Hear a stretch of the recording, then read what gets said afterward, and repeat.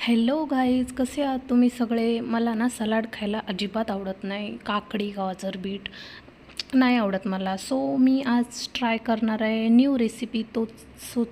चला आपण जाऊया किचनमध्ये.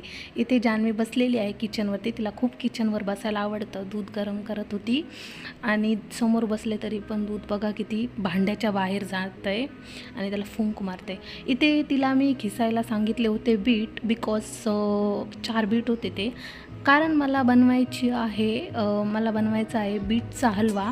काहीतरी युनिक रेसिपी तुम्ही पण नक्की ट्राय करा.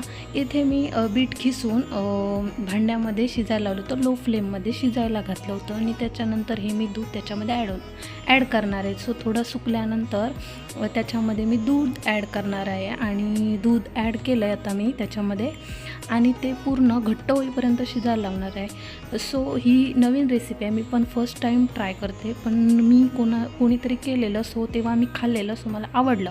आणि मी सलाड नाही खाऊ शकत किंवा ते असे हेल्दी जे असतात फ्रूट्स ते मला ना म्हणजे असतात ते कंदमुलं बोलतात त्यांना, ते मला नाही आवडत असं गाजर वगैरे खायला.